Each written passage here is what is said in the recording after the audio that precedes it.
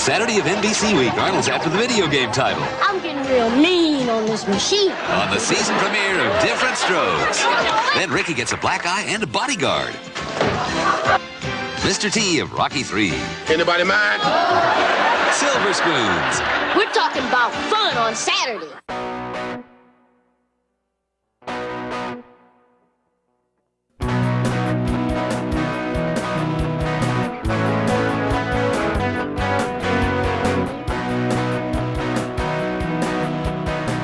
Battle of the Network shows.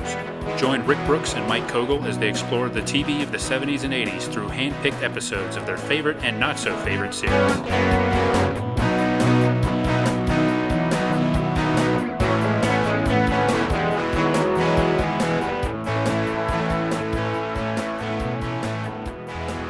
Welcome to another Battle of the Network shows. I'm Mike, and I'm here with the Ricker. Yes, hello everybody. Is it okay if I call you the Ricker? I guess so. It's all right. Ricky? Let's go with the Ricker. The Ricker. Okay. And we're going to talk about Silver Spoons, another NBC comedy, one that kind of straddled the our recurring theme of the low years for NBC and then stuck around for a few of the good years. Yes, and another one that I remember watching in reruns on weekday afternoons, I believe, on NBC, like some of the other shows that we've talked about from this era. So definitely ties in with some other stuff we have going on here in the show. But technically, I guess it's in the same universe as The Facts of Life and Different Strokes, because Arnold makes a guest appearance on an early episode. It is from that whole Norman Lear side world.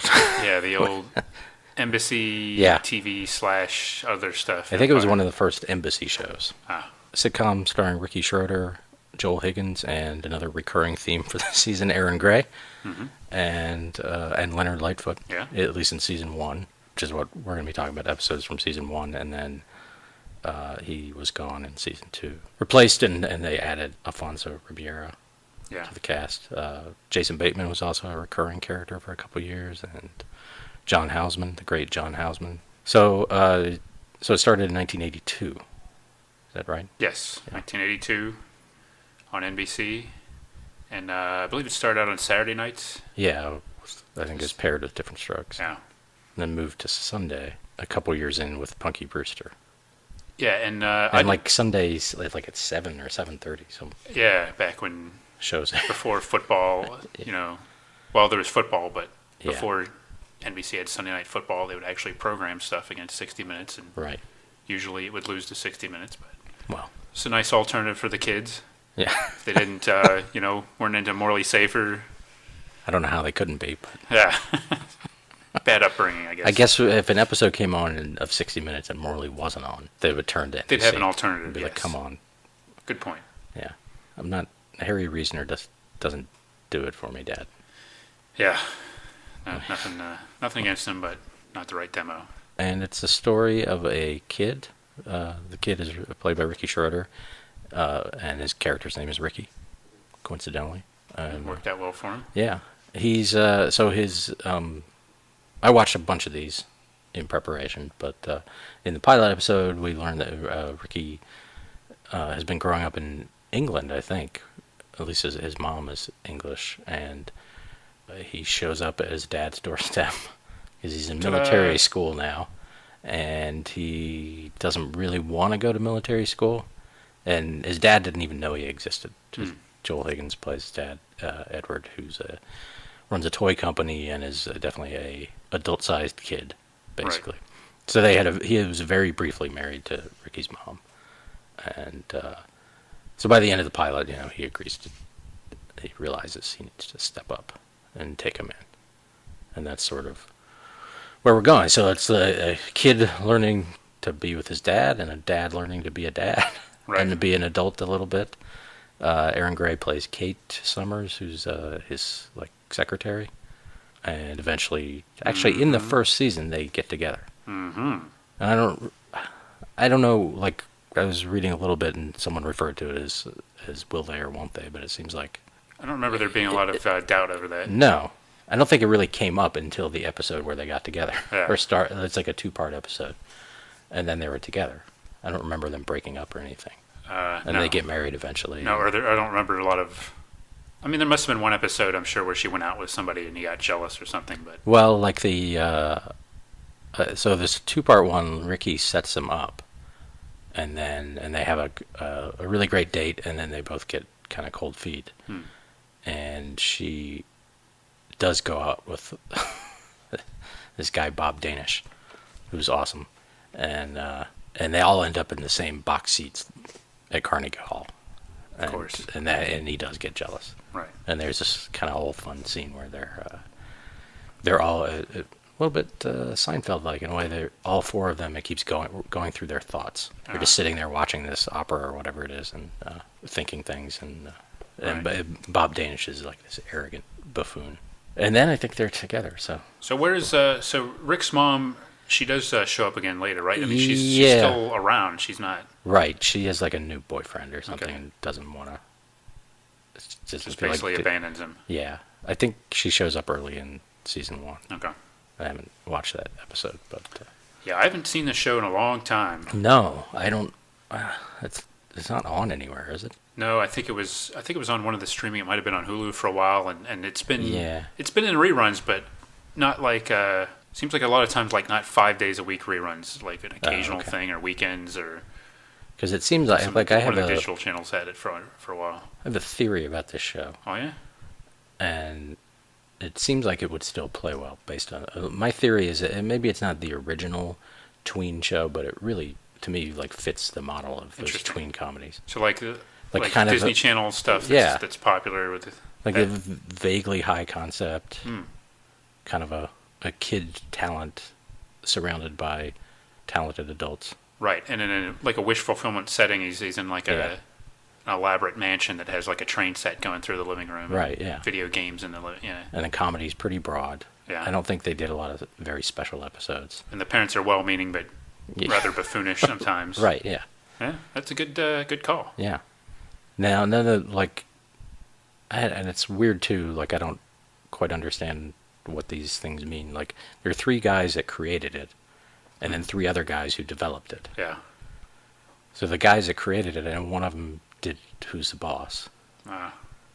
Then the guys that developed it, 2 of them were the Married with Children guys, right? Yeah. And they did It's Your Move. Yeah. And whatever the other spin-offs of Married with Children were. Yeah, they were involved with a lot of shows. So. And the other guy did Punky Brewster and a couple other. I think he did the one with the twins. Oh, Double Trouble. Double Trouble, I think so. Yeah. Wow, a vast empire of television excellence made by these people. Yeah. And I forgot to mention, Leonard Lightfoot's character is the Edward's lawyer. Mm-hmm. Yeah. The underused Leonard Lightfoot. And because he's very rich, he needs a lawyer around like a lot. Right. He has need for a lawyer to be basically on retainer, sitting around lawyering when he has to and playing poker with him and just hanging out with him. Yeah. So, yeah. Yeah, I don't know if the pokers or if those are billable hours or not. Well, the pilot actually... like a flat fee or something. Right. The pilot actually is like one of the ways Ricky ingratiates himself is he figures out that Edward's accountant has embezzled all of his money and is about to take off to France. Well, good thing somebody pointed that out. Yeah. Luckily, Ricky's good with computers, and he's also good at accidentally eavesdropping on the guy saying this is what he did. I'll bet that helped too. Yeah. Then he's able to prove it by pushing a couple buttons. So, yeah, I think Edward needs Leonard around just for that, because he hired this guy despite the fact that he had been to jail. Yeah. To be his accountant. Well, Edward's good-hearted, but maybe not the most... that naivete and childlike innocence is what made his empire so great. But on the other hand, it's maybe something that he needs a little checks and balances on sometimes. Yeah. So, yeah, his kid thing, he has video games and foosball table and the train that goes all around the mansion. He actually believes in having fun. He does, yeah. That's like a big part of his deal, his philosophy. Even in one of the episodes he's playing foosball with Kate, during work hours. Right. And that's not a euphemism. No.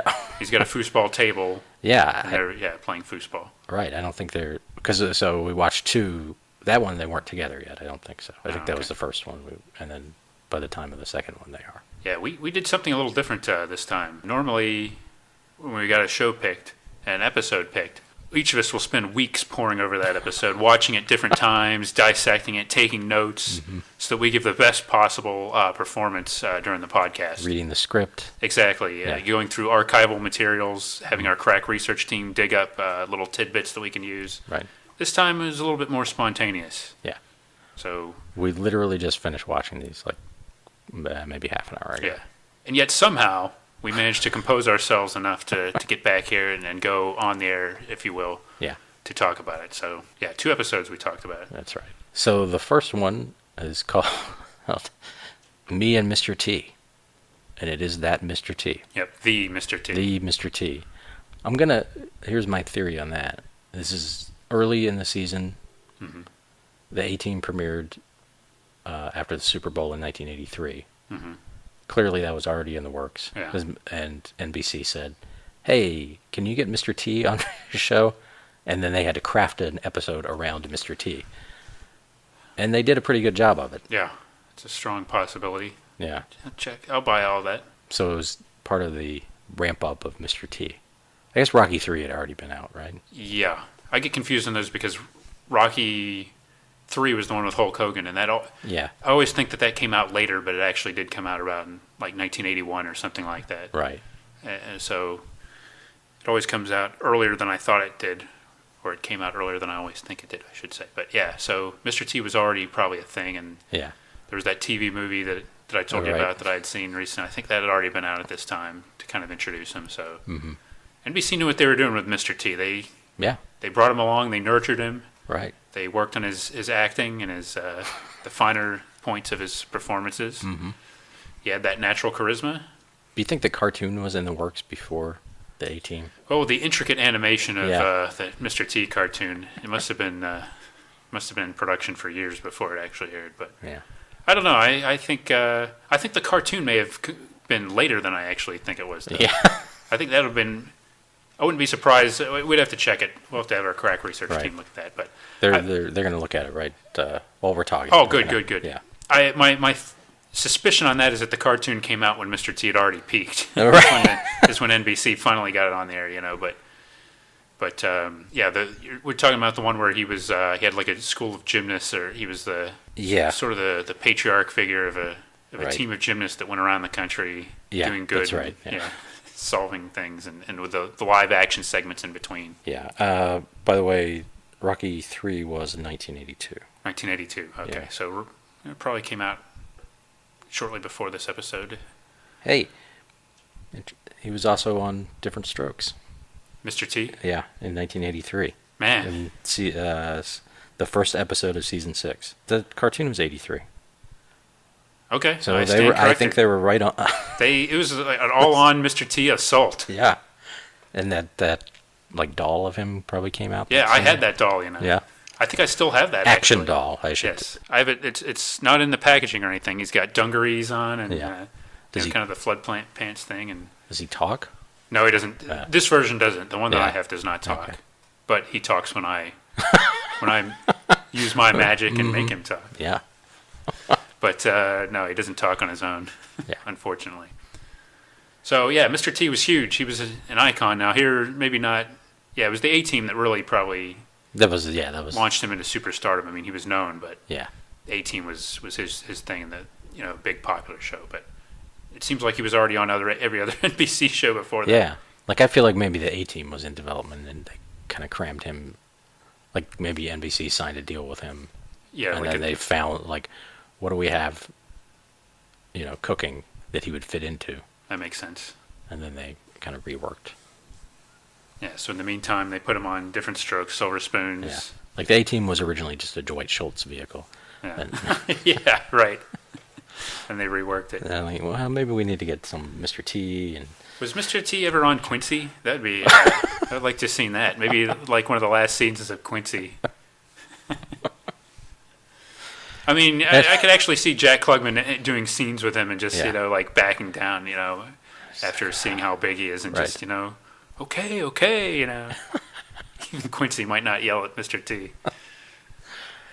I bet they tried that, and Klugman was. Klugman didn't want to back down to Mr. T. I hate to think that's the case. I'm not doing that. Maybe he wouldn't back down, but he'd make jokes about him being like a walking condominium or something. Yeah, right. As Bobby Heenan used to call King Kong Bundy. But I digress. Yeah. So in this episode, I think I'm just going to try to summarize it in like a couple sentences. Okay, I think it can be done. So Ricky's being bullied by this kid, Ox. Mm-hmm. He's brand new at this public school. Mm-hmm. Ricky is. He's trying to be normal. He wants to be a normal kid. And he gets bullied. His dad, being his dad and a new dad, wants to, he wants to go to school with him. He wants to put him in private school. He wants to do stuff. Instead, he gets the idea of hiring a bodyguard. So Mr. T shows up at school. His dad being his dad and also being super rich. Yeah. He has a lot more options than, some other TV dads of the past have had. Right. And in the credits, it says Mr. T as himself, and yet he's playing a fictional version. He's like a bodyguard. Yeah, and he claims to have been very successful at that. Right. So he's really not playing. It's not like, Stevie Wonder showing up on the Cosby Show. Right. He's playing an alternate universe, Mr. T, I would say. That's a good way of putting it. He's not the sort of kind, kid-friendly Mr. T that would show up later, right? Like in the cartoon. This is a more like serious Mr. T. Yeah. Although he softens up a little bit throughout the episode, but this isn't a jovial Mr. T. So there's a long scene, and we'll go back and talk about Mr. T in the classroom, and then after that one day, it's humiliating, and Ricky, with the help of Mr. T, convinces his dad to let him stand up for himself. Right. Which he does, and with the help of the class, they conquer Ox, a.k.a. Hobart. Yes. So, let's go back and dive into to the details of this. Yeah, so they're in the classroom, and apparently the kids have a lot of free time before teachers actually come into the classroom. So Ox real name Hobart, but more commonly known as Ox, has time to go through up and down and, just collect all the money from kids, make his rounds. And they're just all sitting there. There's no adult supervision at all. Right. So, hey, why not, Ox, take advantage of things. And you can we see what the problem is with Ricky. And Ox he's definitely a bigger kid. He is. He's husky. Yeah, you're right, yeah. He's husky, and he carries himself like he's about 2 or 3 years older than most of them, which he probably was at the time. And who's playing him? John Navin Jr., who's a familiar face to any lover of 80s movies and television. I think we were talking maybe most famous for being one of Cousin Eddie's sons in the original National Lampoon's Vacation. So he was good in that, and he was on a lot of 80s TV, and a lot of times he played either a sarcastic kid, a bully, a smart aleck, or some combination of all those things. Right. And he's good at it. And he was in that movie with Mr. T, right? Yes, he was in The World's Toughest Man. Mr. T is entering these strongman competitions, and that one he was actually a kid that Mr. T had to show the ropes and kind of he was a delinquent that Mr. T sort of took under his wing, but he was playing much different kind of kid. So there's a lot more range to John Navin Jr. than you might expect. I don't think he's in the business anymore because actually, yes, I did look him up I think recently to see what he's up to, but he's great. I mean, somebody who's not in this episode is Jason Bateman. Right. And I kind of miss his smarmy thing, but John Navin is good at doing that kind of smarmy thing. As we'll see a little bit more of that in the other episode, but he's a lot of fun to watch. Yeah. So Jason Bateman, it's interesting in the first episode he's in military school with Ricky, and then I don't know how they probably just ignored continuity as far as that was concerned. But he ends up going to this school, the public school, and later in the season they kind of establish a crew, Ricky's crew. Yeah. It's unfortunate he wasn't in either of these episodes. Yeah, Jason Bateman was David was his name? Derek sorry. Taylor, named after the famed Beatles PR guy. Yeah, makes sense, yeah.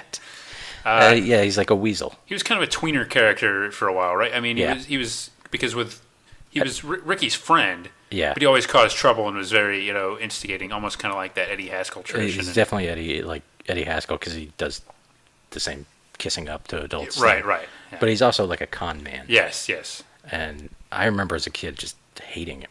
Oh, Which I thought about this a lot. There are a number of characters like that as a kid just really like, and it's really says that the actor is succeeding in what they're trying to do. But like, I just didn't like him being around because he was not a good person. Yeah. He's, a weasel but very still like Jason Bateman me.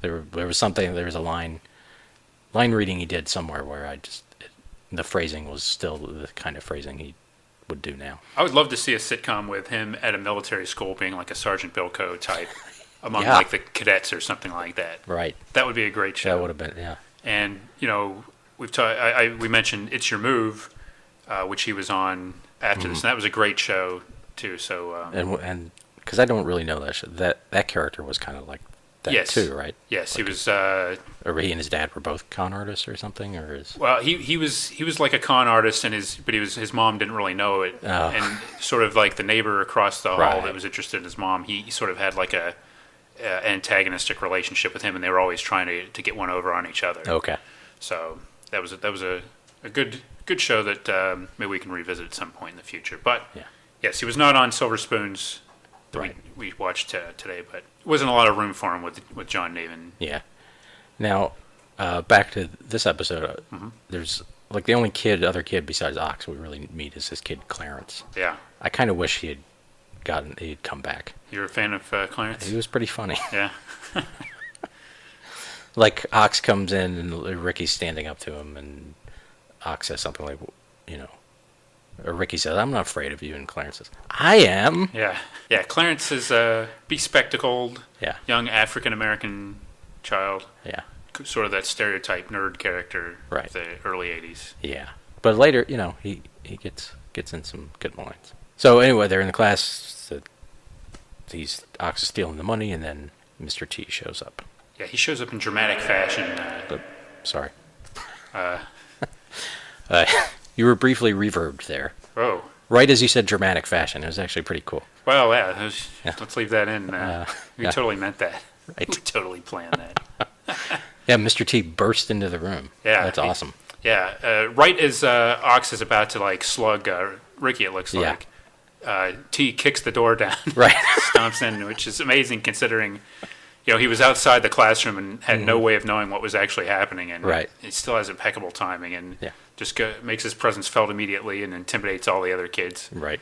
It's not like he goes in. That's what I like about it. It's not like he goes in and gives a speech about, not using violence to solve your problems. He intimidates everybody into cowering before him. He's like, "Which one is Ox?"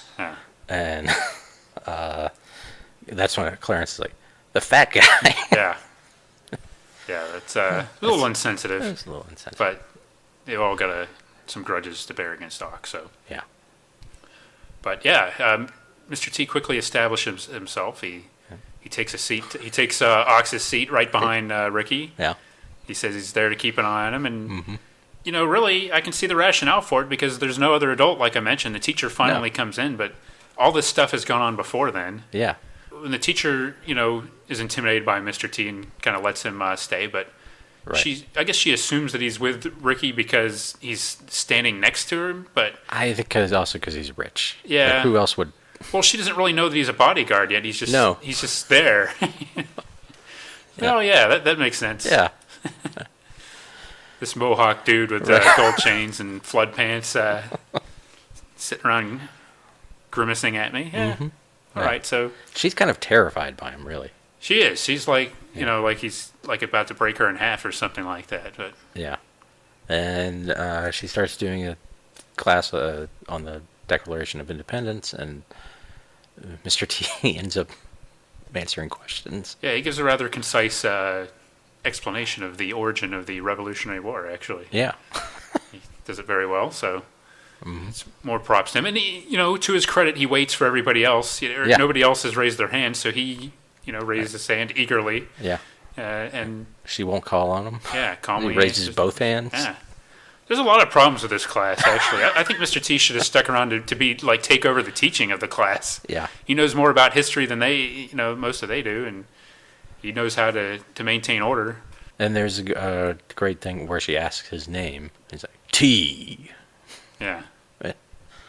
So, do you have a first name? Mr. Yeah. A middle name is that period thing. Last name, T. Yeah. Nice.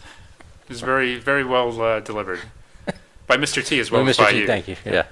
But so this is it's good Mr. T here. Yeah, and just the sight of him sitting in a school desk is pretty funny. Yeah. And then they go home, and that's where there's a little Mr. T more batters serious. Ricky's dad to a pulp to get him to see the light about letting Ricky handle it. Oh no, he doesn't do that. I thought he might, but he doesn't. Yeah, I think that happened on the 18th. They use a little, Right. They use a little sort of, I guess not necessarily reverse psychology, but they sort of let Edward realize the rationale behind letting Ricky fight his own battles, because Edward stands up to Mr. T. That's right. Quite, good for him, actually. Very brave of him. He doesn't back down. He tells Mr. T his point, why he insists on having a bodyguard for him, even after Mr. T said it was, the kid had a point. But and actually, Edward gets a little confrontational and a little over-aggressive, I thought. Yeah.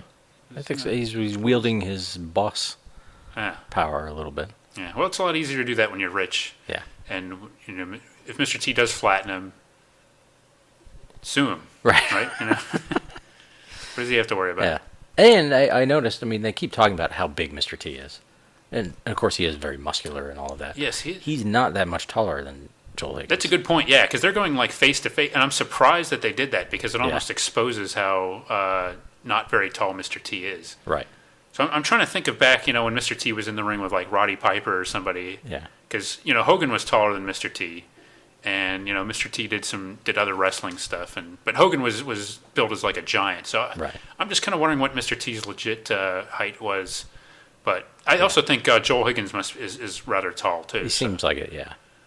So it's not so much that Mr. T is short, but maybe Joel Higgins is a little taller than you'd think. But I think so, because like he and Erin Gray are around it.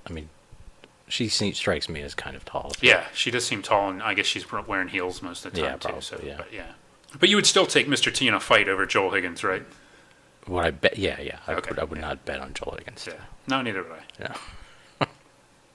He doesn't strike me as having those chops. No, I'd bet on Joel Higgins if he came in here with an idea for a new sitcom. I'd bet on him. Oh yeah. I'd bet on talent any day. Right. But not in a tough man competition or boxing. Although another episode I watched, he did some like karate. Ooh, he did a little karate, huh? Yeah. Or at least he did. He did some moves and kind of made a noise and little kung fu. Yeah. That's good. Yeah, I really liked Joel Higgins, and he was in a sitcom, Best of the West, right? Which I remember fondly, just kind of a goofy Western takeoff. And yeah, he was another kind of. I think he's one of the more underrated TV dads. Yeah, he's like a cool dad. He does seem is a little silly sometimes, but he's affectionate and a good guy. But he's not really talked about. Maybe it's because, as you mentioned, the show doesn't have as high a profile, despite being around 5 or 6 seasons. Yeah, it hasn't. Endured, except maybe I guess people know of Silver Spoons, but I would doubt that they recognize particular episodes like they would with something like Different Strokes. Yeah, like I think we talked a little bit about it in the Magnum PI episode, and I couldn't quite remember what like Erin Gray's character was like, and really she's very warm and everything on this too. Yeah, there's not much of an edge to her. No, I seem to remember. I thought that maybe she was more. Kind of again, sort of a check on his naivete. Yeah, and I guess there is some of that. It's just a little bit, but not in like oh you silly man way. Just like kind of like you might want to do this. Right, a voice of reason. Yeah. But she also like, especially once they're together, has a lot of fun with him. Like is into the more childish things and stuff. And enjoys that about it. I think that's part of why she likes him. Is because he's that way. Yeah. She recognized that. She likes him for what he is. Yeah. In the pilot, she's definitely a voice of reason, saying, "No, you can't just abandon this kid you just found." Well, that's not just a voice of reason. That's kind of like a voice decency of humanity. Yeah. But still, a check mark on her ledger, I guess. Yeah. And she's got like one sort of big scene or big moment, I guess, where when they're trying to figure out what to do about the bully, I couldn't believe this. She offers Ricky her rape whistle. She doesn't call it that. No, she did. She did? Yes. Oh, really? She kind of, She calls it a rape whistle? Oh, okay, I missed that. There's something you didn't see on every sitcom back in the early 80s. Right. Matter of fact, I don't think that's something that carried over to those tween sitcoms. No. I don't remember, Liv and Maddie talking about rape whistles. No. I'm glad they haven't, that I know of. Yeah. I think that's one thing that's different that they do, not rape whistle so much, but they do talk about sex a little bit and use the word sex. And I watched like the last episode of this season. Ricky and his friends get caught watching a naughty movie, and Joel Higgins has to give Ricky a fatherly lecture on it. It's kind of it's not hilarious, but it's kind of awkward, and but they do use the word sex and lovemaking, things like that. And he says, maybe there's another episode that I didn't see, but he said, it's only a couple months ago I told you about the birds and the bees. So it's natural that you'd want to see a movie possibly with some birds and bees. Yes. Yeah. So I guess the Disney things don't really even get into that stuff much, do No. Yeah. No, they don't really go there. More sanitized world. which is good. Yeah, it's more like sort of chaste dating and stuff like that. I mean, there was that Corey in the House about it, where the president had to give Corey the birds and the bees talk. Ladies and gentlemen, stay tuned for our upcoming Corey in the House podcast, where don't think we won't do it. Right. Vote by downloading these episodes so we don't abandon this to do a Corey in the House podcast. That's right. Or vote with your emails and tell us you want to see a Corey in the House podcast. Either way. Yeah. Either way, exactly. So getting back to Erin Gray, which I'm always a fan of. Yeah. I'm not going to sigh this time like I did in the other good. episode we talked about Erin Gray. But yeah, she's great. Yeah. Would you take her in a fight over Mr. T? It'd depend on if she had any of her weapons from Buck Rogers or Magnum. Yeah, she's got a athletic. reach advantage. Yeah. Actually, so yeah. Yeah. She might just be able to run away from him.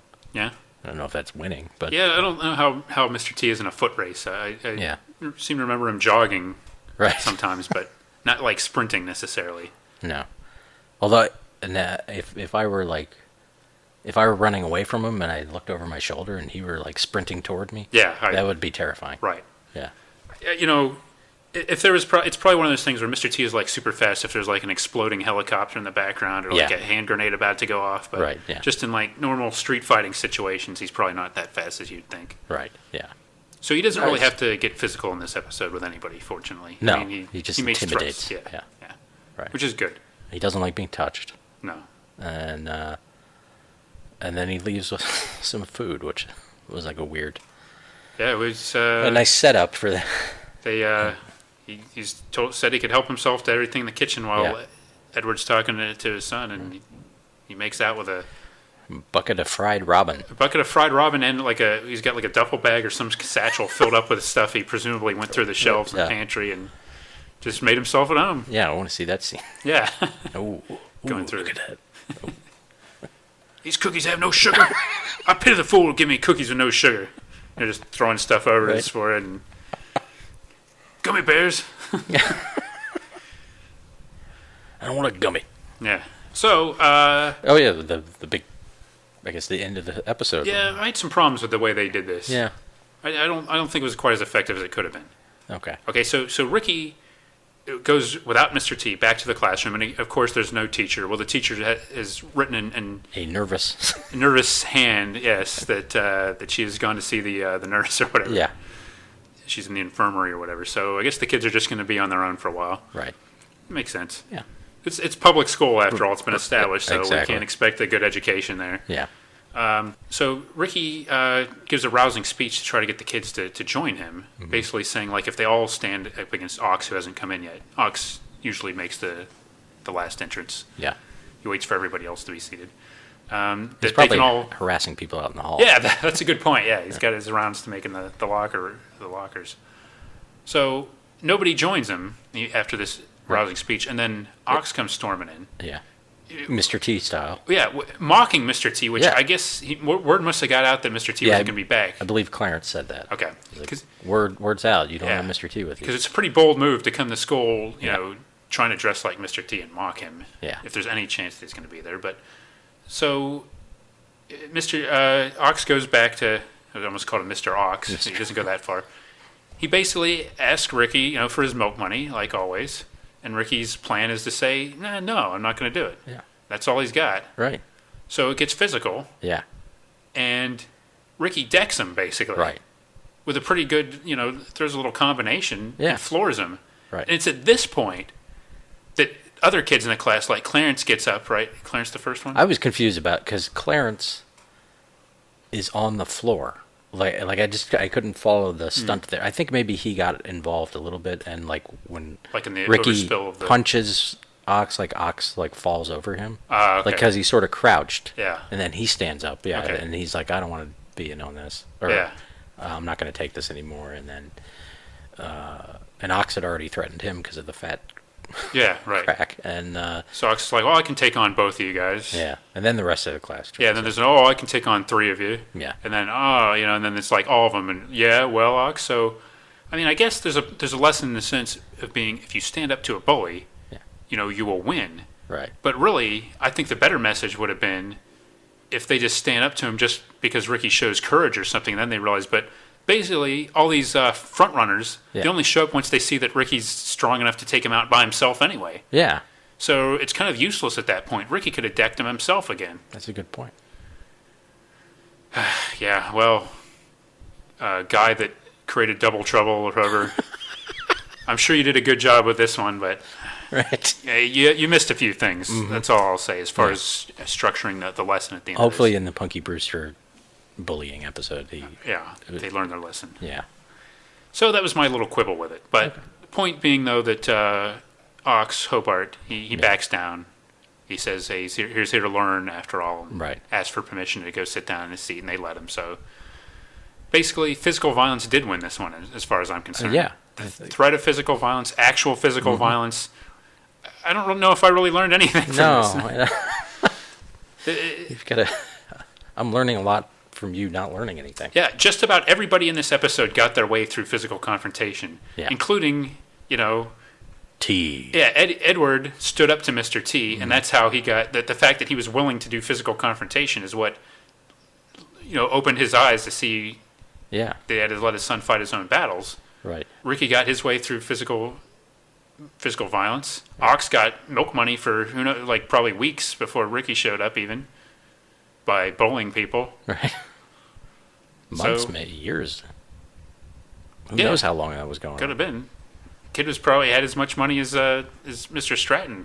Yeah. Before this racket got exposed. So yeah, everybody got their way through fighting and the threat of violence. Not what I was expecting from this gentle family sitcom. No. And then we have the false ending that seems like every episode seems to have, where they freeze frame and show a few credits and then unfreeze. Yeah. And have a little bit more. So and the audience applause starts when those first credits come up. Right. Too. Yeah. So it's like they're milking that, and then they start up. I love that. I don't. Yeah, they're good. You have lots of theories in this episode. Yeah. Why don't you share your theories to what that might have been if you're serious about that? Because I don't think I have a theory. Well, maybe you were just throwing. Maybe it wasn't a theory so much as a suggestion. You said, I don't know, maybe it's a union thing. Oh yeah, that's right. It is unique. It does sort of call more attention to like the executive producers and like Right, it's like those developed and creator credits, which were in the opening credits too. So boy, those guys are all over this. I know. They're no dummies. 6 people. They're no fools. They don't need no pity from Mr. T. Yeah. they ain't fooling around with their credits. So yeah, I don't know. I mean, other shows have done that. I can't remember any off the top of my head. Yeah, it definitely jumped out as soon as I started watching these. I'm like, Yeah, but sometimes shows do that in certain situations. But yeah, it seems like this was a kind of the shtick on Silver Spoons. And I, for one, like it. I do too. I can't exactly say why.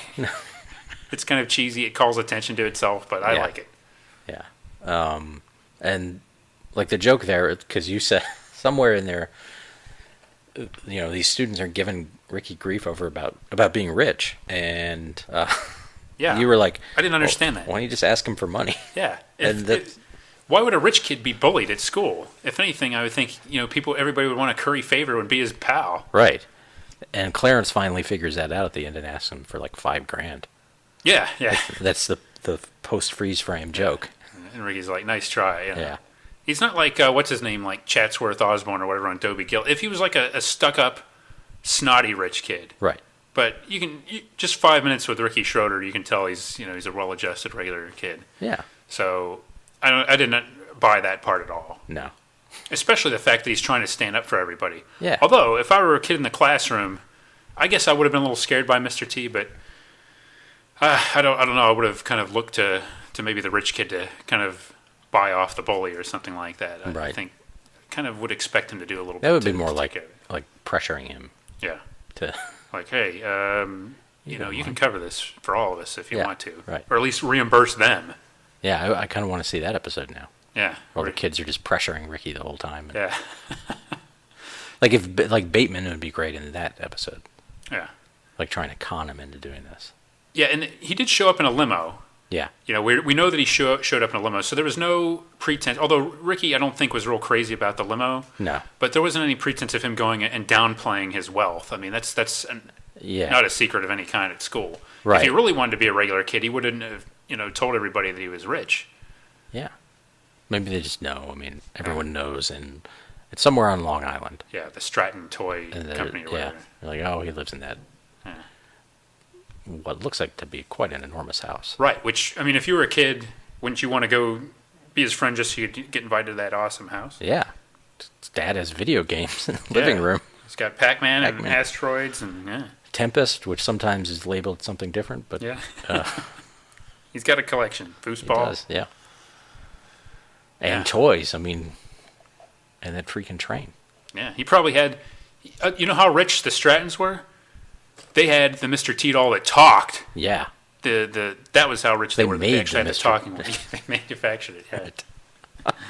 So I was a little disappointed by it, but I don't know if you're ready to go to the second episode. I think this is a good segue. Speaking of physical violence and confrontation, there's some continuity there, right? As we go to the second episode. Yeah, and I think maybe we'll get to the end of this. Maybe maybe they did that second episode to answer some of these flaws in the first episode. Ooh, I like that. Yeah. Yeah, they had some unfinished business. Right. So the second episode is called 12 Angry Kids. And it's from much later in the season, Disc 2. Thank you, yes. Disc 2. Hey, Mike, you may not know this, but what day did Disc 2 fall on? Was that after Daylight Savings Time, or was that late in the fall, or... sometime around the holidays, maybe. I don't know. We'll figure that out later. Yeah, maybe does IMDb say that? It may. It might. We'll have our crack research team look at that, but it wasn't 2 consecutive episodes. No, it was like the Mr. T episode was like I think the 3rd episode of this season. I believe that was aired Disc 1. Disc 1, yeah. If I'm not mistaken, yeah. Disc 1, Menu 1. Yes, thank you. So this was much later, and... It was Mr. T was episode 4, 12 Angry Kids was episode 15. Okay, that's like 11 whole episodes later. So probably about 3 months. Yeah. Or whole disc, basically. Right. So... It originally aired January 15th, 1983. Only, I think, if I saw... Well, very close to when the A-Team that premiered after the Super Bowl. Within, a week or so. Folks, isn't this approach much better than us doing research and watching the episode 300 times and writing down notes before? But yeah, no, that's a good point. Actually, the timing must have been is even closer than we think. So this time, the we have a return to many and references to that first episode. Yeah. Ricky and Ox have another confrontation. Yeah. Off stage. Mm-hmm. Ox called Edward a bubblehead. Yeah. Oh. And Ricky went after him and ended up... I forget all the details already. I know there was a shoving match, but somehow Ricky ended up pantsing him. Yeah. And throwing the pants down a manhole. Yeah. That's a bit pretty extreme, but... Yeah. And, your dad's called a bubblehead. Right. Edward's like, no, I told you not to... you can't solve these things with physical violence. And then that's before he knows it was because he was called a bubblehead. Yeah. He's like, oh, I hope you cleaned his clock or something. Yeah, and he also says something like, I thought you took care of that business back in disc 1. Yeah. he does say something like, I thought you guys had already resolved that situation. Yeah.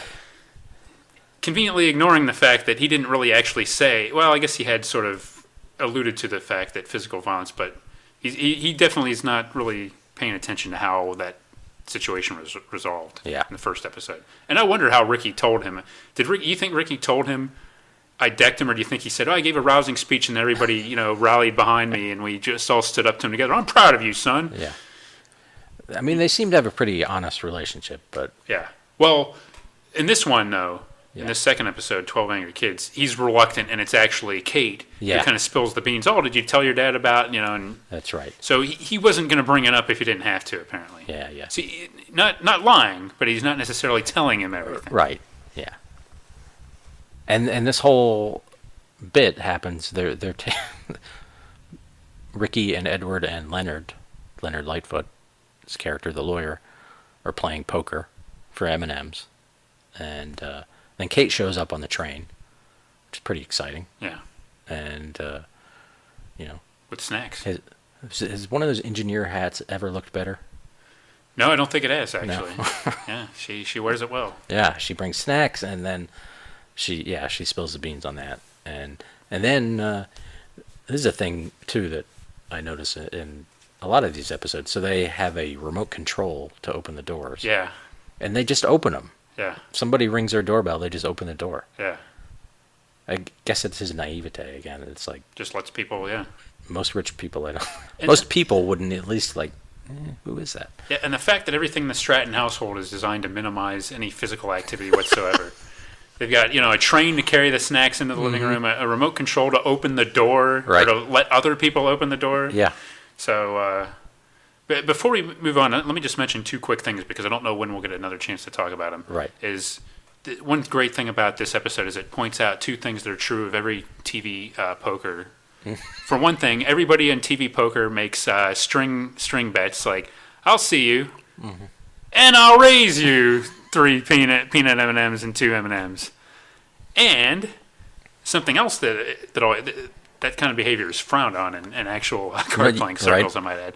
And, the old thing about everybody that's dealing is wearing like an eye shade kind of, and this thing, they're all wearing They're all wearing eye shades, and the kid knows how to play poker and talks like like a riverboat gambler from like the 1880s. Right. Like, oh, kings and queens, a couple ladies there, possible straight, and he's making commentary because Ricky's dealing and playing. Yeah. And doing a running commentary and kind of doing that wise.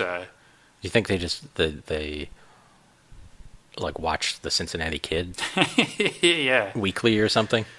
Yeah, I don't know, but... yeah. They're also... it's a nice scene. Something you certainly wouldn't see now. Edward and Leonard are smoking cigars. Yeah, and they're smoking them, too. Yeah, they're puffing away. They're not just chewing on them. And then, I don't know what... Ricky had some sort of fake... I don't know what that... Yeah, at first... Was it like a toy cigar? I thought maybe it was a licorice stick, but it was like... It almost looked like a... It was like a toy blimp or something like that. It was too big to be a licorice stick. I have no idea what it was. Right. But he was kind of chomping on it, whatever it was. I thought maybe it was licorice or something. Yeah. But it was kind of in the shape of like a big cigar. Or right. I don't know. But he was indulging. And then when the drinks came out, there were green Kool-Aid and Yoo-Hoo. So, right. Yeah. But there was caviar around. Yeah, so yeah. Maybe I think Leonard brought that himself. Yeah. The class act, that Leonard. He is. So the best lawyer in the country. Yes. Oh, so the doorbell rings and yes. they just open the door, and that's when we get Ox and his dad, Willard. Yeah. And Ox is not wearing his pants. His dad is holding his pants. Right. And because it's TV, Ox is wearing large boxer shorts with some kind of potentially embarrassing design on them. Right. Not briefs. No. Nobody wears briefs on TV. You know, they wear boxers. Yeah. So yes, he's humiliated.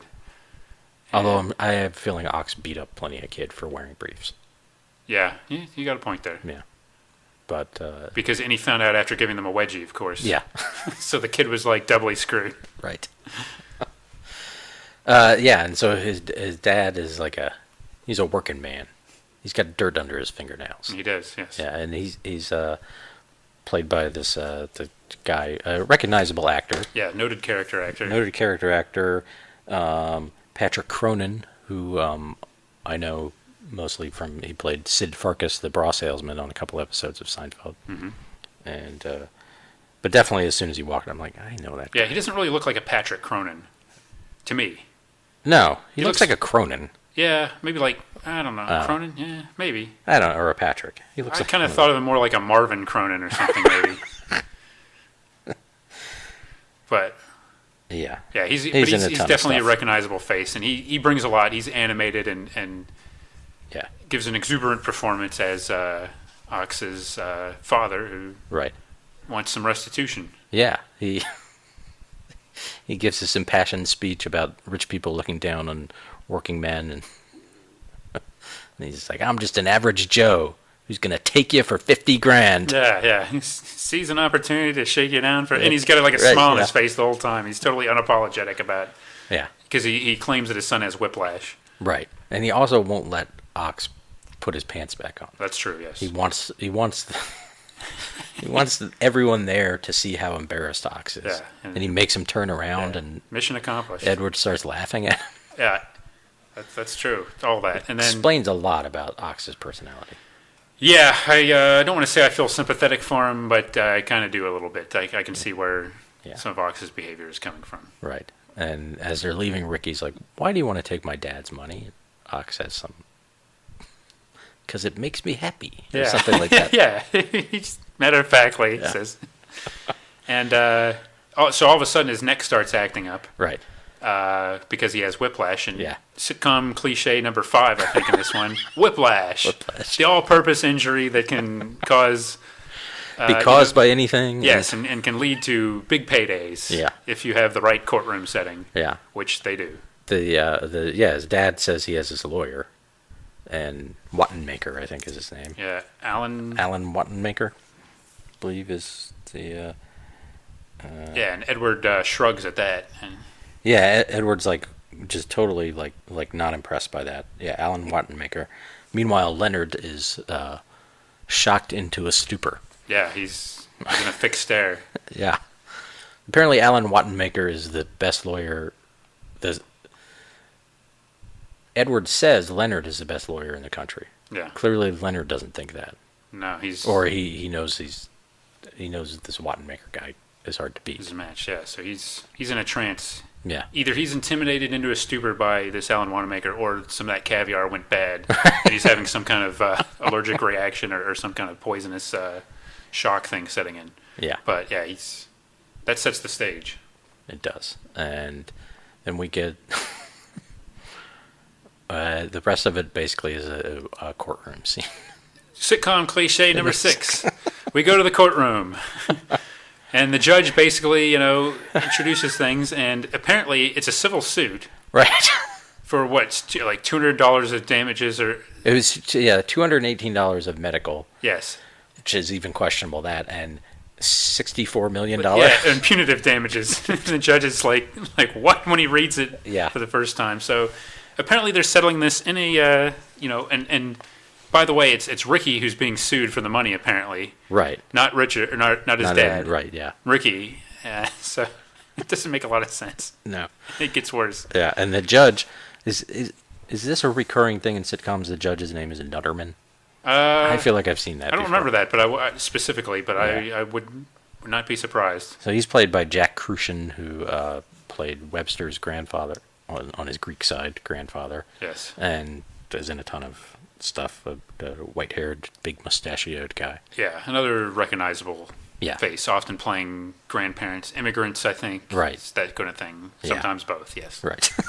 As you just said, I needn't have added that clarification. And the bailiff, who's also his son-in-law, is played by Sal Viscuso, who, again, is a guy you would probably recognize.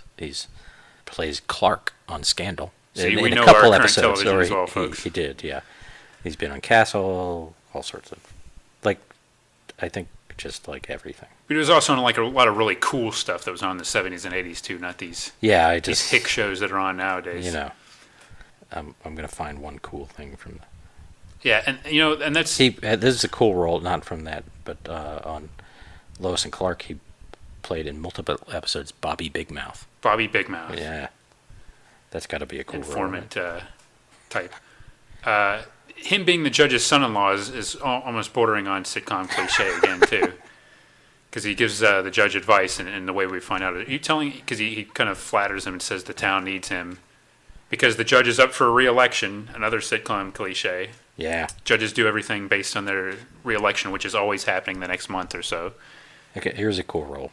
I kind of remember this. He played a guy on 2 episodes of Spencer for Hire named Sammy Becklin, who I think is like another detective, like possibly an annoying detective. Yeah. Cagney and Lacey, multiple roles there. Yeah. Anyway, that's that guy. So this fast talking, or not fast talking, but this slick lawyer, right, seems to have him, and they seem to be in trouble right from the get-go when Ox comes in a wheelchair with a cast, pushed by a nun. Yeah. And instantly gets sympathy from everybody. Yeah. From the bailiff, the judge. Right. So Leonard's worried, but Ricky tells him they got a trick up their sleeve too. Yeah. Which is when we get this conversation, and the judge, again, in true sitcom tradition, decides, well, this is highly unorthodox. I don't think he actually says that, but what the hey. Yeah. And basically goes and agrees to go along with this post-trial motion, which results in Ricky being tried by a jury of his peers. Right. Meaning classmates from his actual class at school. Are they from his...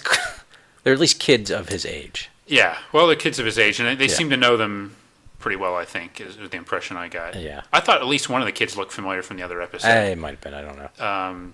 I thought one of the kids was the third kid. Well, anyways. It's the kid with the Mariner shirt. And well, anyways, though, this is, of course, this is patently ridiculous. And these kid actors...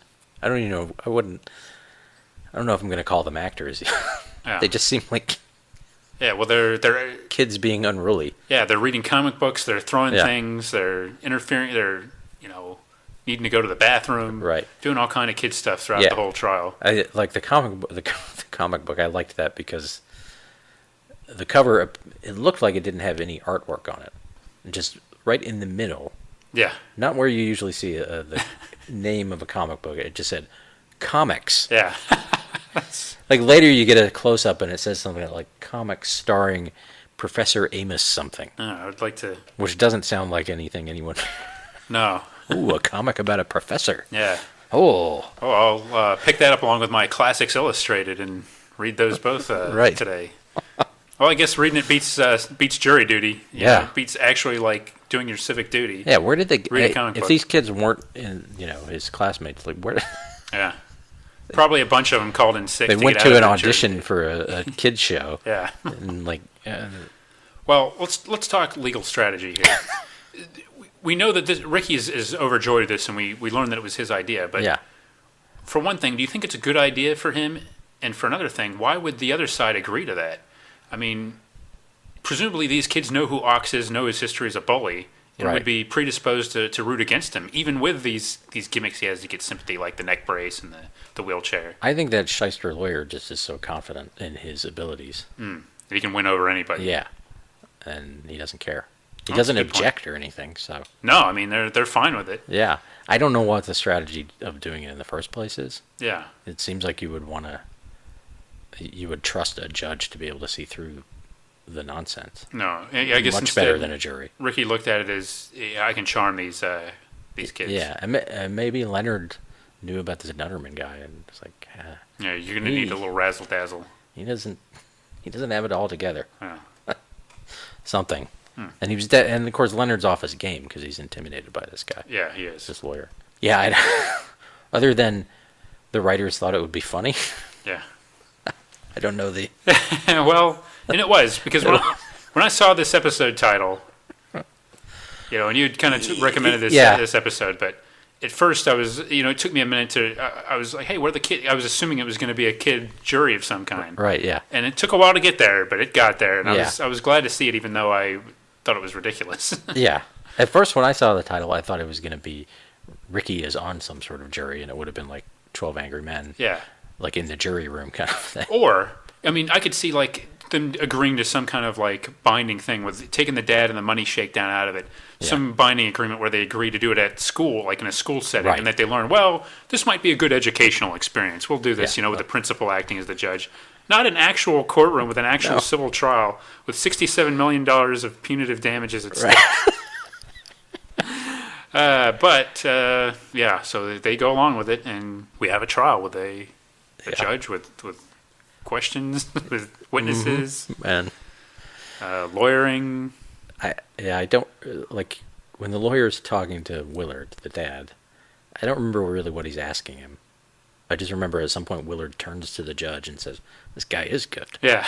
And then the judge kind of rolls his eyes and he's basically coaching the witnesses, the Doyles, I think, or whatever. Yeah, the Doyles. He's basically telling them what to, like, sometimes under his breath. Right. Yeah. So. And he's pandering to the kids. Yes, he's got an I Heart Kids button. Right. Says, as Obi-Wan Kenobi said. Yeah, which is a big hit with the kids. Dropping some Obi-Wan Kenobi on them. Right. Offers to take them all. Ask the judge if he can take them all to take the jury to see E.T. if there's when there's a recess proposed. Yeah. Is there going to be any kind of long break? May I take the jurors to see E.T.? Yeah. So he's got all the tricks, but ultimately, you know what he doesn't have? Ricky. He doesn't have Ricky and the love a boy has for his father. That's right. Ricky realizes, put me on the stand. And Leonard doesn't even need to ask him questions. He just says, tell your story. In your own words. Yeah, just lets him talk, and then Leonard just goes and sits down and eat some caviar over at his desk or whatever. He sits it out, basically, and lets Ricky... Now, we haven't talked about Ricky Schroder, even though this is his show. Yeah. We're talking about everybody but Ricky Schroder. Yeah. But you can see why he was, why did you build a show around him? Yeah. He's good, he's charming, and he does a good job in this speech. He does, yeah. I think this was one of his finer acting moments. I mean, some of the stuff sounds, line readings and stuff are kid actor line readings. But, he's good. Now, I definitely knew who he was when the show started. Like, I don't know why. Like, I knew about the Champ. Yeah. I don't think I'd seen the Champ, but I knew it existed. I had seen the Lord Fauntleroy, but reading a little bit, really he had only done like 3 things before this. May I make a theory of my own as to why you might have known him? Mm-hmm. The unofficial publication of Battle of the Network shows, Bananas magazine, perhaps either Bananas or Dynamite. I'm theorizing maybe even as far back as the Champ might have put him on the cover and built him up, maybe. Right. I definitely didn't have those magazines, but I might have seen them. Yeah, they were a big. Store. Like in my Scholastic book club, you could order them that way, I think. Okay. And then they would come in that way. And I think that's how I got the ones. Because I don't remember them being on newsstands. I think. Oh, okay. As so much as being like probably in school libraries. Yeah. And like through Scholastic book clubs for sale and stuff like that. So. Right. I'll bet around the time of Silver Spoons too. I bet they probably gave them a nice cover story. I'm sure. Yeah. So I seem to remember it was like it wasn't Silver Spoons, and it was Ricky Schroder in Silver Spoons. It was like he was the star, and it was clear that it was a Ricky Schroder vehicle, right? And have you seen the Champ? I know you've seen the old Champ. Yeah, so yes, the original was Jackie Cooper and the great Wallace Beery, right? Favorite of ours, and the remake was John Voight, favorite of George Costanza's, right? And Ricky Schroder. And I have not seen that one. Okay. No. Yeah. Maybe when we do our Wallace Beery podcast, we can do an A/B comparison and see like how he plays the scene where, spoiler, the Champ dies. Because we're a big fan of Jackie Cooper's emoting in the original Champ. Yes. Yeah. He wants the Champ. Champ, come back, Champ. Come on, Champ. Gee, Champ. Give me the Champ. Yeah, I want the Champ. I want the champ. Oh, no, I want the champ. And he's got that perpetual Jackie Cooper's sourpuss face that he does when he's like all upset about something. Yeah. It's a very heart-rending scene. That says something about the early 80s. Yeah. They remade a movie starring Mug of Mugs, Wallace Beery, and Sourpuss Jackie Gleason with John Voight before he was a crank, and yes, actually, when he was like a movie star. If I may make a slight correction, it was Jackie Cooper, not Jackie Gleason. Yeah. I believe in you, pal. I think you can do it. I don't know, kid. Go on, pal. You got nothing to worry about. It's a mere bag of shells, this fight. I want to see that. Where he's playing a kid. Champ. He's doing his best Joe Besser. One of these days, really champ, pow, right in the kisser. So Jackie Cooper. But then, in the 80s one, they're like two, a handsome man and a super cute kid. Yeah, right.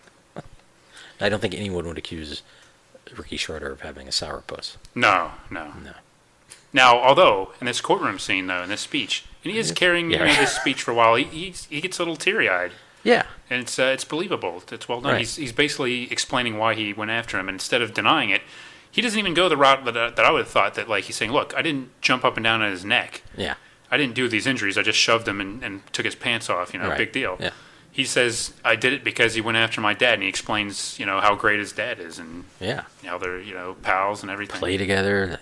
He listens to him. Mm-hmm. He told him about where babies come from. Yeah. It made Ricky throw up. Yeah. It made Erin Gray and Joel Higgins exchange multiple glances. They do a nice little take there. Yeah. And it resonates with the jury. Yeah. He's like, how some parents don't listen to you, or they just tell you to go away, and the kids are like nodding their head like, yeah. Ricky must have had this plan the whole time. I think he did, yeah. That's why he knows went with his jury audience. Strategy. Yeah. Like in adults, they can pander and mention movies and things they like, but a kid knows a kid. Yeah. So you think he actually pulled like this sample, or do you think he went through a jury selection process and he weeded out all the ones that hate their that love their dads, and he brought in a high-priced jury consultant to go to his school? That happened between cuts. So yeah. It's a good. I don't know how that happened.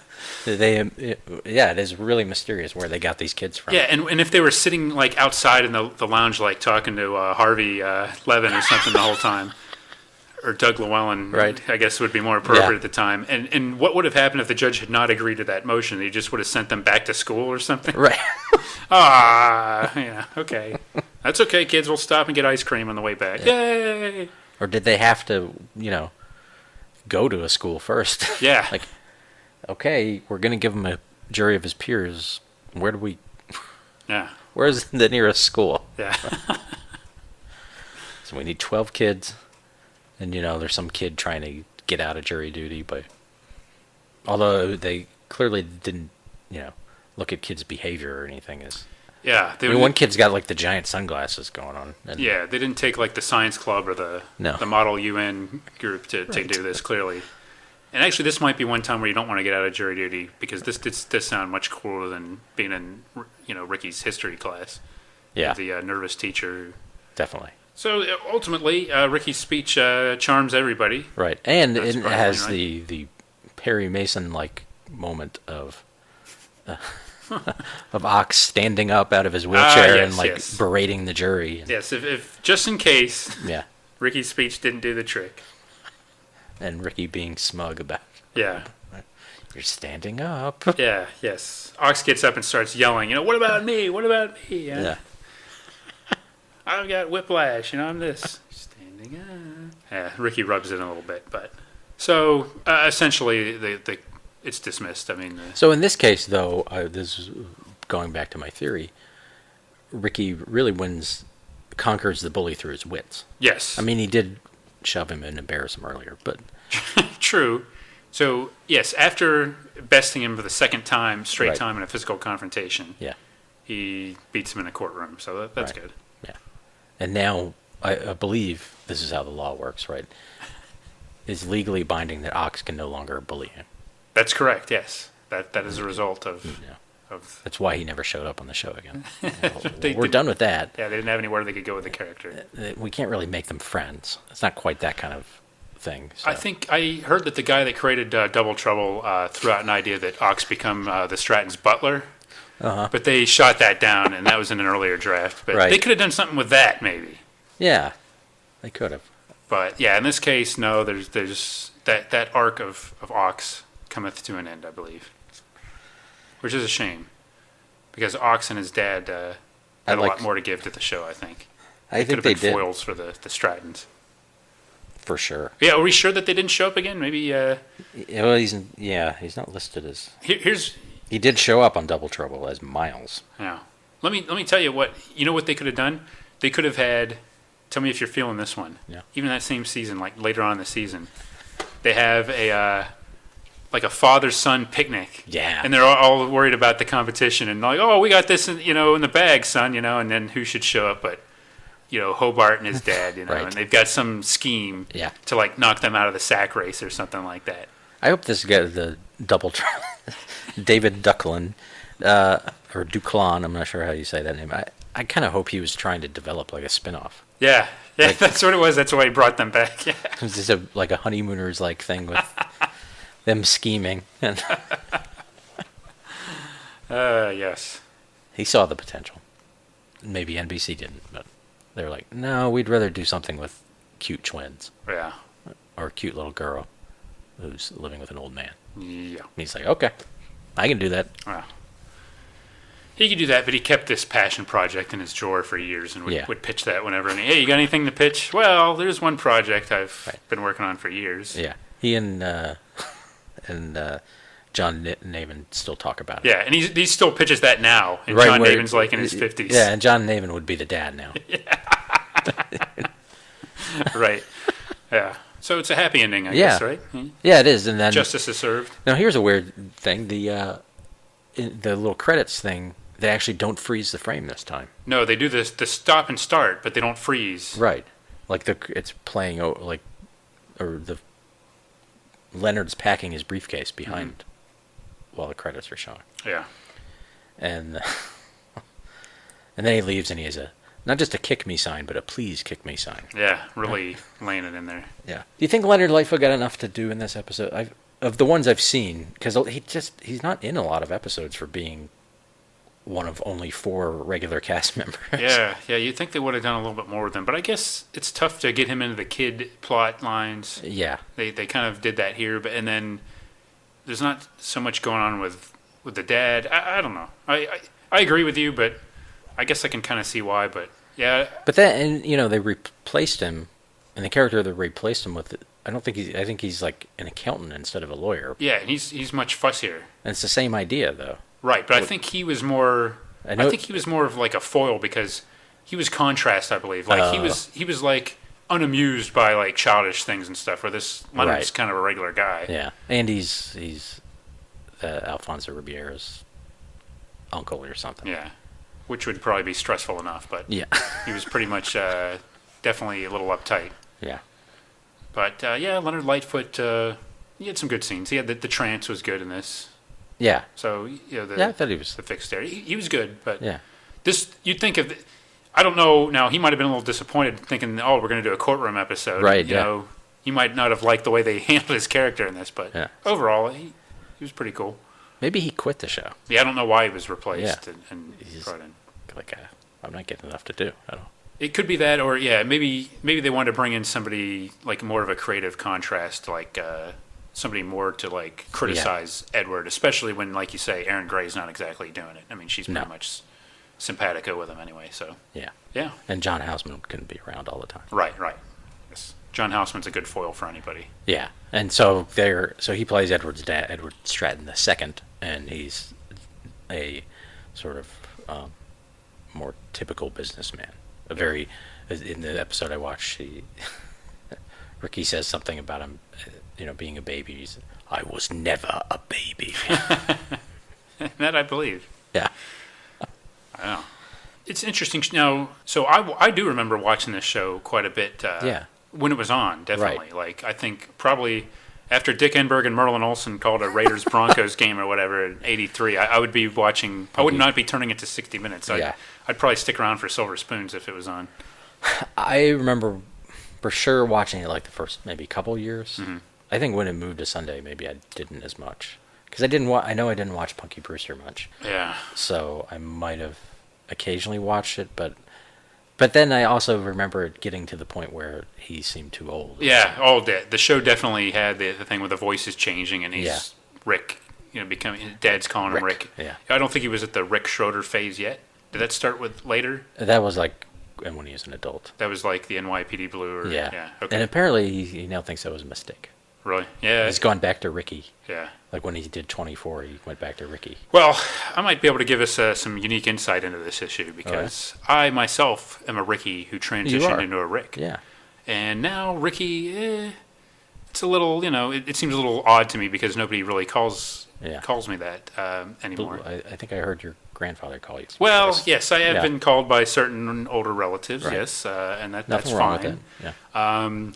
I'm rarely called, sometimes in work capacity I'm called Richard against my Right. better wishes. But the point being, when I transitioned to Rick, it was a lot smoother than that. Mm-hmm. I didn't make a big announcement saying, I prefer not to be called Ricky because I'm growing up. Right. As a matter of fact, I can tell you exactly how it happened because I remember how. It was in 7th grade science class, I believe. And they were going down the list of names. And, Richard, do you go by, teachers like, do you go by Ricky or Rick? And I'm like, either one. Yeah. Like, let's go with Rick. Sounds a little bit more mature. I'm like, okay, cool. Hey. And from then on, it was Rick. Shout out to that science teacher. Yes. I will give him a shout out. Yeah. Shout out. I'm not going to mention him by name, but okay. That would just be wrong. Like, I went from Michael to Mike later. Mm-hmm. There was never any, Mikey. You don't remember? There was no Mikeys. Yeah. So you went kind of, okay. Yeah. You went the other way. Like, I got more relaxed about it. Yeah. That's good for you. That's to your credit. Yeah. Never Mickey? No. Miguel? Not often. Okay. My brother, has in the past, made up kind of nicknames. Right. Annoying nicknames. Right, just as a thing. Yeah. To bug me. But well, I think maybe it was a mistake because I do remember that seeming a little pretentious. I think it backfired on him a little bit. There was something about it, it was his agent's idea. Yeah, it was like transparent, it was forced is what I guess would be my best word I'd use. Which is, because he was really good on NYPD Blue.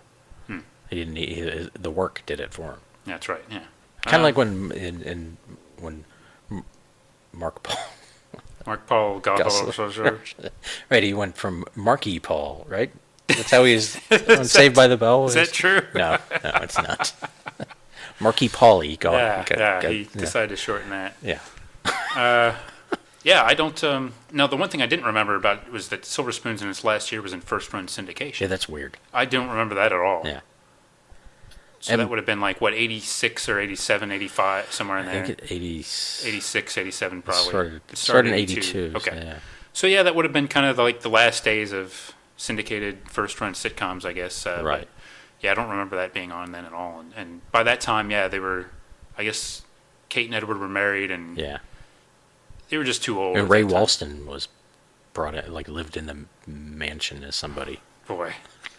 That sounds like a jump the shark moment. Nothing against Ray Walston, but either bringing in a younger kid or an older guy to I don't know. liven up the show. Did they just want to finish the story? Yeah. There's just too much unfinished business. So in season 1, they say he's 12. Mm-hmm.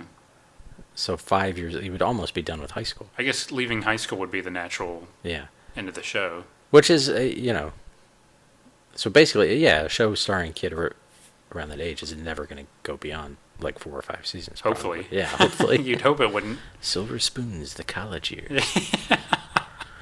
Ricky goes to Princeton. Yeah.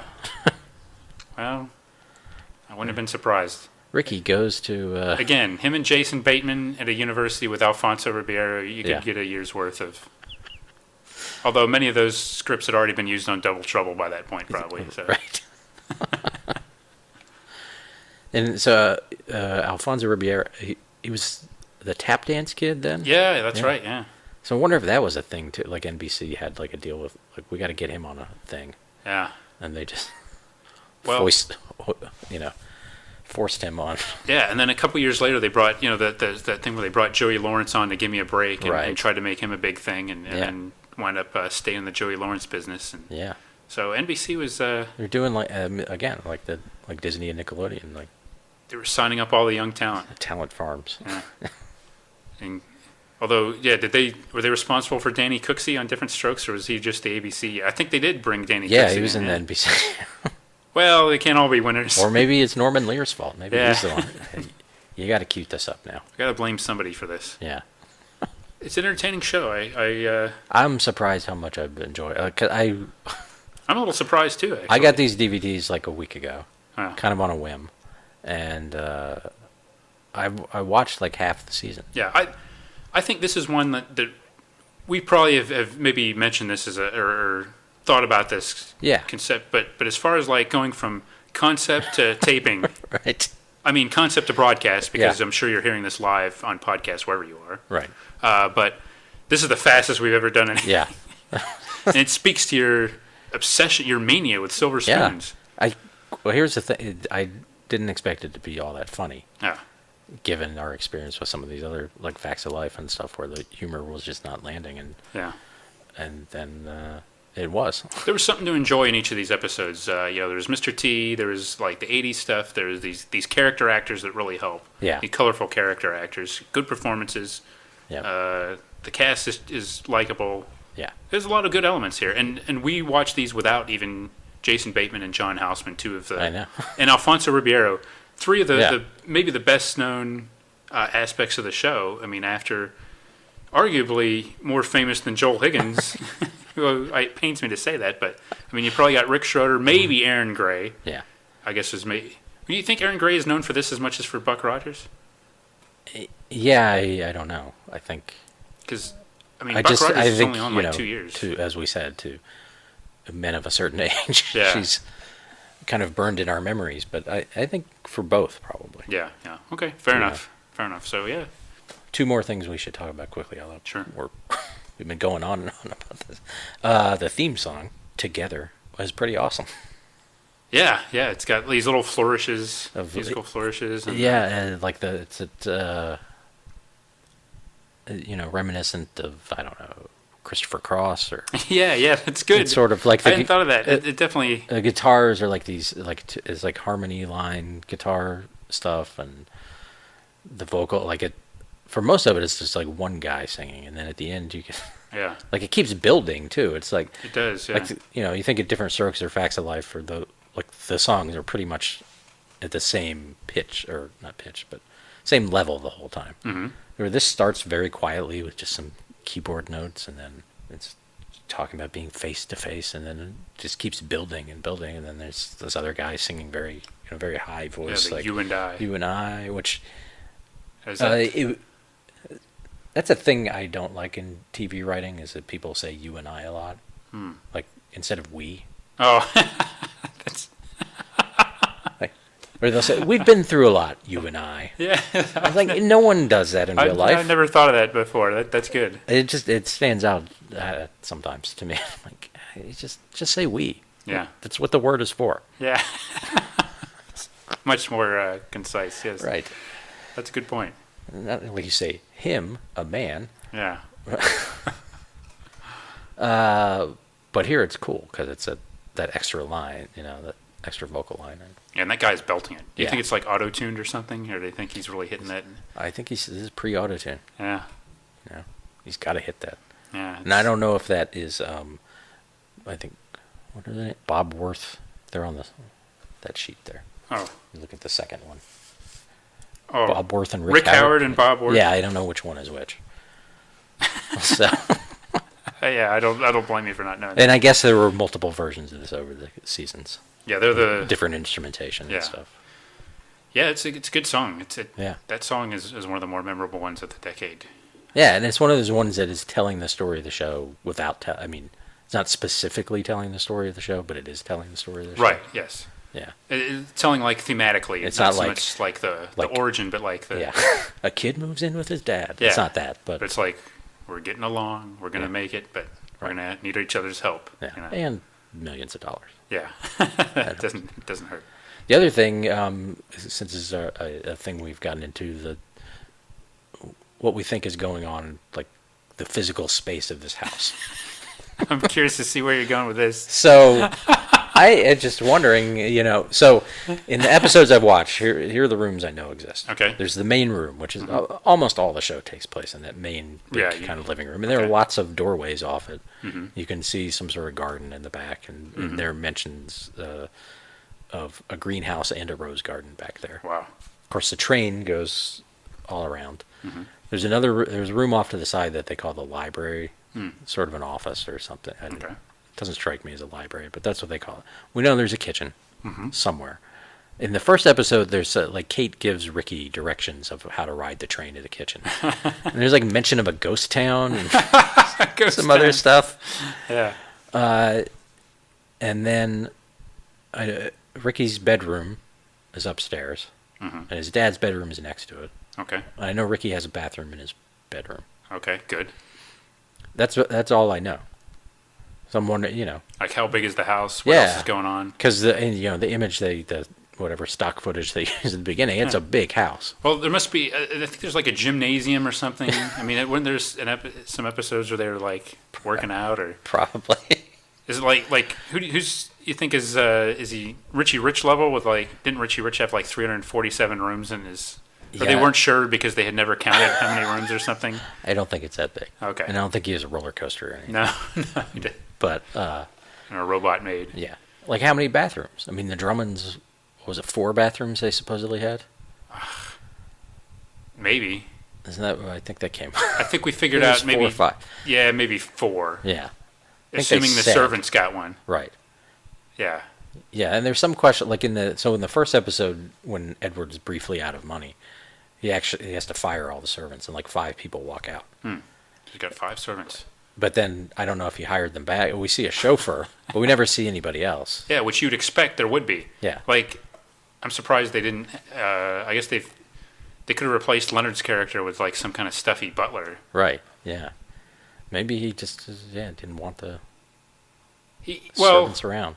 I mean, Edward, despite having a gadget to do common tasks like unlocking the door, I guess he doesn't seem like he's not the kind of guy that needs somebody to do everything for him. Right. Yeah. He's absent-minded maybe sometimes, but he can get around. I guess he doesn't need the safety blanket of a manservant Yeah. by his side the whole time. He seems to be able to dress himself. And a manservant would probably want to put him in a suit and stuff.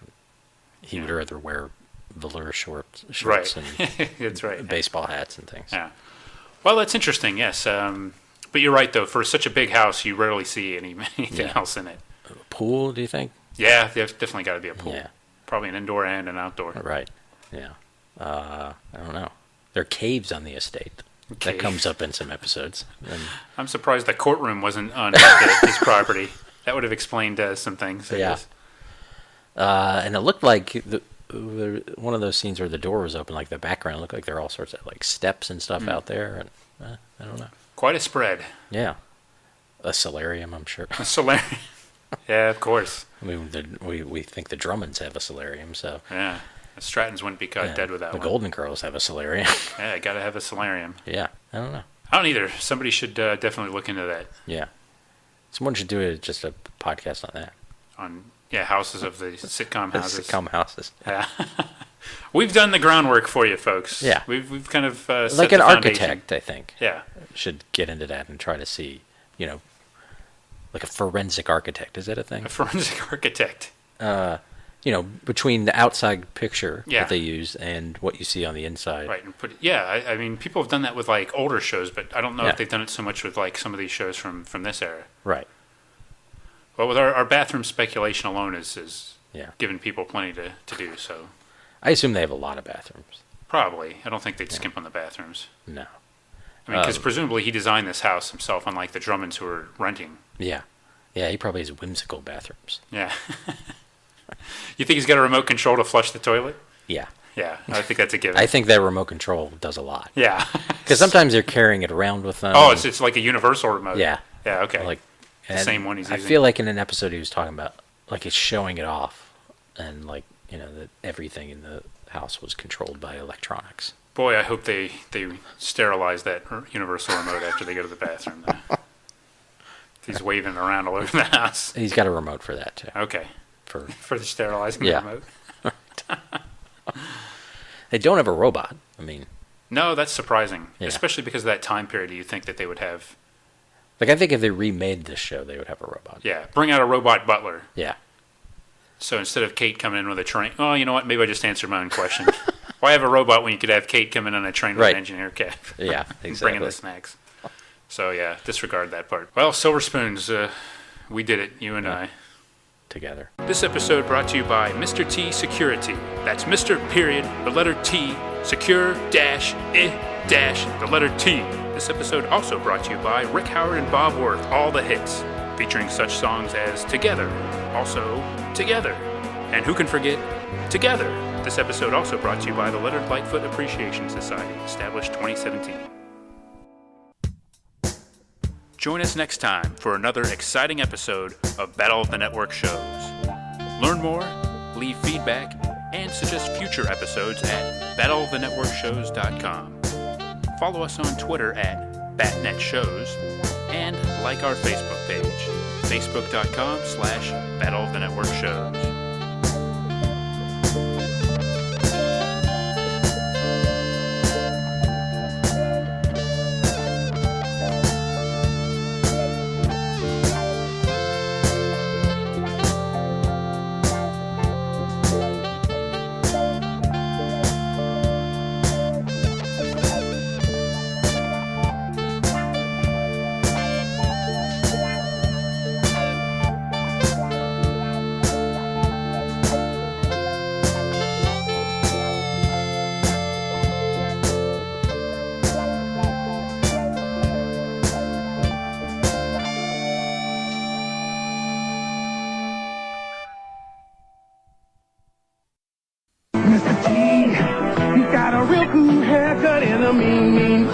He's got arms that move and fists full of rings. You can't pretend that Mr. T is real tough and mean. Mr. T.